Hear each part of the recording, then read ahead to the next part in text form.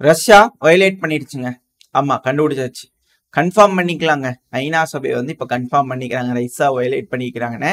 என்ன வயலேஷன் அப்படின்னு கேட்டீங்கன்னா, ரஷ்யா இந்த நார்த் கொரியா கொடுக்கக்கூடிய ஆயுதங்கள் பயன்படுத்தி கர்கிவ் பகுதிகளை தாக்கிட்டாங்க அப்படிங்கிறது போல குற்றச்சாட்டுகள் வச்சிருந்தாங்க. இப்ப ஐநா சபை வந்து ஆமாஞ்சாமி போட்டுக்கிறாங்க. தெரிஞ்ச விஷயம் தான். ரஷ்யா ஒரு தப்பு பண்ணிக்கிறாங்கன்னா ஆமாஞ்சாமின்றாங்க. இதே உக்ரைன் செஞ்சிருக்கிறாங்கன்னு சொன்னா இல்ல, கொஞ்சம் விசாரிக்கணும், தீவிர விசாரிக்கணும், கொஞ்சம் பார்த்து பண்ணணும் அப்படிங்கிறது போல இருக்கு. இன்னுமே அது மாறுற மாதிரி தெரியல. இன்னும் கொஞ்ச நாள் ஆகும் போல தெரியுது. எல்லாம் மாறிடும் அப்படிங்கிறது போல புரிஞ்சுக்கலாம். ஸோ இது போல வந்து ஐநா சபை வந்து ஒத்துக்கிட்டு இருக்காங்க. இதனால என்னங்க, ரஷ்யா மேல என்ன ஐநா சபையில கூப்பிட்டு சாங்ஷன் போடுவீங்களா அப்படிங்கிறது போல இருக்கு. என்ன சாங்ஷன் போட போறாங்க? அப்படியே போட்டாலும் வீட்டோ அப்படிங்கிறது போல கை தூக்கிடுவாங்க இல்லையா? கூட சைனாவும் சேர்ந்து தூக்கிடுவாங்க. அதனால எதுவும் பண்ண முடியாது. இந்த வார்னிங் வச்சுட்டு என்ன செய்யறாங்க, அதிகமான ஆயுதங்கள் ஒரு தடவை ஒத்துக்கிற வரைக்கும் தான். குற்றச்சாட்டு சொல்லியாச்சுன்னா இனி பயன்படுத்திக்குப்பா, ஒன்றும் பிரச்சனை இல்லை அப்படிங்கிறது போல தானே. ஸோ அதிகமான எண்ணிக்கையில ஆயுதங்கள், இதுக்கு மேல நார்த் கொரியா ஆயுதங்களை பயன்படுத்துவாங்க ரஷ்யா அப்படிங்கிறதெல்லாம் மாற்றுக்கிறது இல்லை. ஏன்னா கண்டெய்னரா வந்து இறங்கியிருக்கு இல்லையா? திரும்பவும் கண்டெய்னர்கள் வந்து இறங்கி இருக்கிறதா சமீபத்தில் கூட சொன்னாங்க. அதுவும் சீனாவோட வழியை பயன்படுத்தி கொண்டு வந்து இறக்கி இருக்கிறாங்க நார்த் கொரியா அப்படிங்கிறது போல குற்றச்சாட்டுகள்லாம் இருந்துச்சு. சரி, பார்ப்போம் எந்த அளவுக்கு நார்த் கொரியாவோட ஆயுதங்கள் கை கொடுக்குது அப்படிங்கிறது போல. இது போல பல தகவல்கள் தான் இந்த பதிவுல இருக்க போது. அனைவருக்கும் வணக்கம். நான் உங்கள் செந்தில். இது உங்கள் செந்தில் டிஃபென்ஸ். பதிவுக்குள்ள போதுக்கு முன்னாடி நம்ம சேனலை சப்ஸ்கிரைப் பண்ணலாம், மறக்காம சப்ஸ்கிரைப் பண்ணிக்கோங்க. அப்பதான் நம்ம எப்போ பதிவுகளை போட்டாலும் உங்களுக்கு நோட்டிபிகேஷன் வரும். அது கூடவே நம்ம சேனலும் அடுத்தடுத்த வளர்ச்சி அடைய உதவியா இருக்கும். எனக்கா இந்த உதவியை செய்வீங்கிற நம்பிக்கையில பதிவுக்குள்ள போயிடலாம். பதிவுக்குள்ள போறதுக்கு முன்னாடி கமெண்ட் செக்ஷன்ல கேள்வி கேட்டிருந்தீங்க இல்லையா? அதை நம்ம பார்த்துக்கலாம். அப்புறம் இன்னொருத்தர் ரொம்ப கோவப்பட்டிருந்தீங்க. இது போல ஒரு சூழல் எனக்கு நடந்திருக்கு. அந்த கஷ்டம் என்னன்னு எனக்கு புரியும். வேணும்னு பண்ணல, அது மைக்ல சில பல பிரச்சனைகள், அதனாலதான் இப்ப ரெடி ஆயிருக்கும் அப்படின்னு நான் நினைக்கிறேன். உங்களோட அந்த மாதிரியான ஒரு கஷ்டத்துக்கு தள்ளினதுக்கு நீ தயவு செஞ்சு மன்னிச்சிருங்க. இதுக்கு மேல நான் ஒரு தடவைக்கு 2 தடவை கன்ஃபார்ம் பண்ணிட்டு வீடியோ பதிவுகளை நான் அப்லோட் பண்ண ட்ரை பண்றேன். இதுக்கு மேல அது மாதிரியான ஒரு இன்னல்கள் உங்களுக்கு ஏற்படாம பாத்துக்கிறேன். இப்போ நம்ம அடுத்த கேள்வி கமெண்ட் செக்ஷன் ஒருத்தங்க கேட்டிருந்தீங்க, கண்டிப்பா பதில் சொல்லி ஆகணும்னு சொல்லிட்டு. ஏன் வந்து உக்ரைனியன்ஸ் கஷ்டப்பட்டு இது போல போறாங்க, ரஷ்யாகிட்டே போயிடலாம்ல அப்படிங்கிறதோட சொல்லியிருந்தீங்க. இப்போ இந்த ஃப்ரண்ட் லைன்ல வந்து பாத்தீங்கன்னா உக்ரைனியன்ஸும் சரி ரஷ்யன்ஸும் சரி பயங்கரமா வந்து பாத்தீங்கன்னா கிளஸ்டர் குண்டுகளை போட்டு இருக்கிறாங்க. அதாவது உக்ரைனோட ஃப்ரண்ட் லைனை தாண்டி தான் ரஷ்யன்ஸ் கிட்ட போக முடியும். அது மட்டும் இல்லாம உக்ரைனியன்ஸே சில நேரங்களில் ஃப்ரெண்ட்லி ஃபைட் பண்றதுக்கு உண்டு. ரஷ்யன்ஸும் பண்ணுவாங்க, உக்ரைனியன்ஸும் பண்ணுவாங்க. ஏன்னா ஸ்னைப்பர்ஸ்லாம் ரொம்ப தூரம் டீப்பா உள்ள வந்து ஆப்ரேட் பண்ணிட்டு இருக்காங்க இருதரப்புலையும். அப்படி இருக்கும்போது பொதுமக்கள்னாலலாம் வந்து குழந்தை குட்டிலாம் கூப்பிட்டுட்டு ஃப்ரண்ட் லைனை கிராஸ் பண்ணி போதுங்களுக்கெல்லாம் வாய்ப்பே இல்லை, அதெல்லாம் சான்ஸே இல்லை. பாயிண்ட் பிளாங்க்னு சொல்லுவாங்க. ரொம்ப தெரியாம திடீர்னு பார்க்கும்போது பக்கத்து இடத்துல வகுறாங்க அப்படின்னா தெரியாத இடத்துல கூட சுடுறதுக்கு வாய்ப்புகள் அதிகம். உக்ரைனோட வீரர்களே சுற்றலாம், இல்லை ரஷ்ய வீரர்களே சுற்றலாம். அதனால அதுக்கெல்லாம் வாய்ப்பு இல்லை. அந்த ஒரு காரணத்தினாலதான் மக்கள் வந்து தப்பிச்சு சண்டை இல்லாத இடத்த நோக்கி போயிட்டு இருக்காங்க. அப்புறம் இந்த கிளஸ்டர் குண்டுகள் அப்படின்னு சொன்னதுனால உங்களுக்கு ஒரு விஷயம் சொல்றேன். நார்மலா RBK 500 தான் ரஷ்யா வந்து இப்போதைக்கு பயன்படுத்திட்டு இருக்காங்க அப்படிங்கிறது சொல்லப்பட்ட ஒரு இந்த கிளஸ்டர் குண்டுகள் பொறுத்த வரைக்கும். ரஷ்யா கிட்ட பல வெரைட்டிஸ் இருக்கு. ஏர் லான்ச்சர் இருக்கு, கிரவுண்ட் லான்ச்சர் இருக்கு, க்ரோனஸோட யூஸ் பண்ணி நேவிகேட் பண்ற மாதிரி இருக்கு, பல விஷயங்கள் இருக்கு. பட் RBK 500 தான் பிரதானமா யூஸ் பண்ணிட்டு இருக்கிற மாதிரி இருக்கு. இந்த சிவர்னி இருக்கு இல்லையா, இந்த பில்லாரிஃப்காக்கு கொஞ்சம் கீழே வந்து பாத்தீங்கன்னா இந்த செட்டில்மெண்ட் ப்ரோ உக்ரைனியன் சோர்சஸ்லாம் வந்து பாத்தீங்கன்னா இது இன்னுமே உக்ரைனோட கட்டுப்பாட்டுக்குள்ளதான் இருக்குன்றாங்க. பட் ரஷ்யன் சோர்சஸ்லாம் வந்து பாத்தீங்கன்னா இது வந்து ரஷ்யாவோட கட்டுப்பாட்டுக்குள்ள இருக்கிறதா மேப் ஃபுல்லாவே மார்க் பண்ணியிருக்காங்க. விஷயங்கள் பார்க்கும்போது நம்மளுக்கு புரிய வருது. பட் மேபி இன்னொரு 2 நாள் 3 நாள்ல உக்ரைனியன் சோர்ஸும் மாத்துவாங்களா இருக்கும். ஏன் சொல்றேன் அப்படின்னா, இந்த இடத்துல 27ஆம் தேதி நினைக்கிறேன் இருந்துச்சுன்னா அந்த கிளிப்பிங் நான் உங்களுக்கு காட்டுறேன். அப்படியே மலை சாரல்கள் போல தூவிருந்தாங்க அடுத்தடுத்த 2 குண்டுகள். இதை பார்த்தா 500 மாதிரி தெரியலையப்பா அப்படிங்கிறது போல இருந்துச்சு. ஏன்னா மற்ற அட்டாக் பார்த்துருக்கிறேன், அதனால சொல்ல வரேன். இதை பார்த்தா 500 மாதிரி தெரியலையா. அந்த 2 குண்டு தான் போட்டாங்க.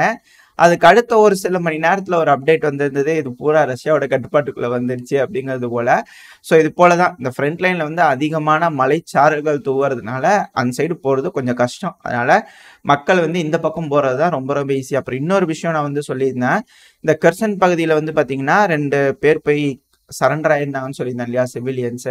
ஆக்சுவலா அவங்க வந்து ராணுவத்துல சேர்ந்துருக்கிறாங்க. ராணுவத்துல சேர்ந்ததுக்கு அப்புறமா கிராஸ் பண்ணி போய் ரஷ்யா கிட்ட வந்து சரண்டர் அடைஞ்சிருக்காங்க அப்படிங்கிறத சொல்லப்பட்டு வருது.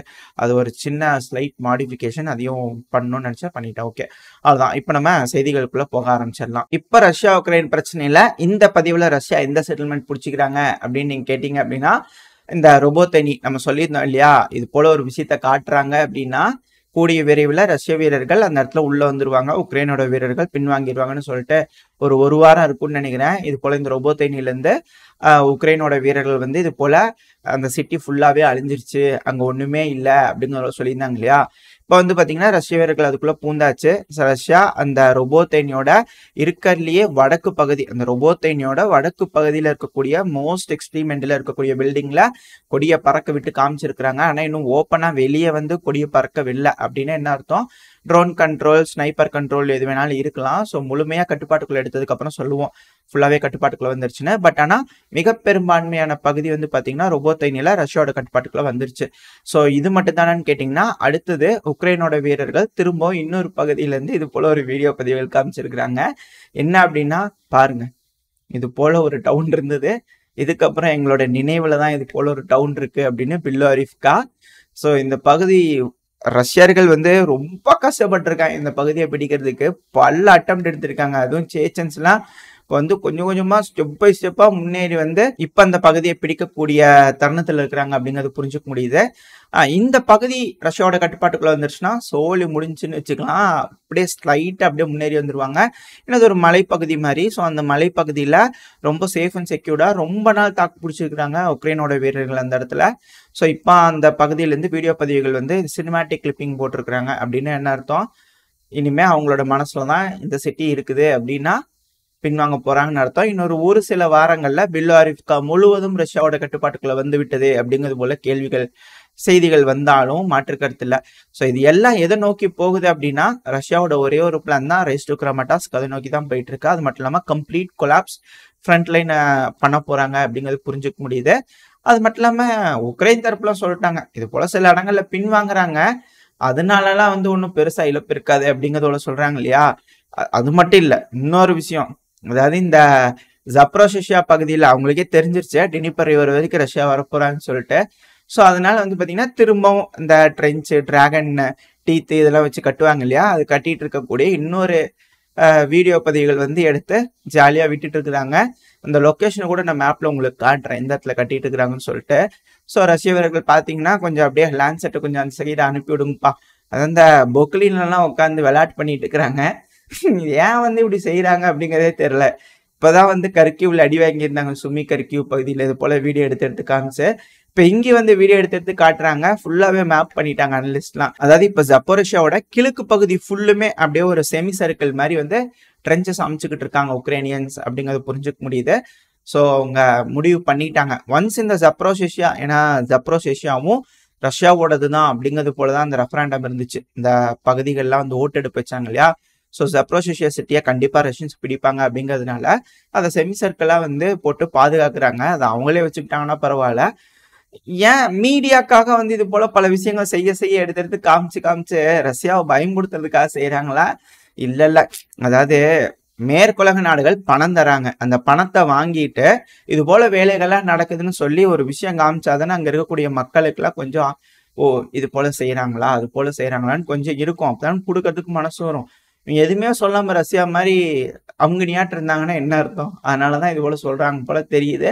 எது எப்படியோ கூடிய சீக்கிரத்துல இங்கேயும் காலி பண்ணுவாங்க பொக்லின்ஸா அப்படிங்கிறத மாற்று கருத்து இல்ல. இதோட இந்த பதிவை நம்ம முடிச்சுக்குவோம். இந்த பதிவு நல்லா இருந்திருக்கும்னு நம்பிக்கையில் அடுத்த பதிவில் உங்களை சந்திக்கிறேன். அது வரைக்கும் ஸ்டே சேஃப், பை பை.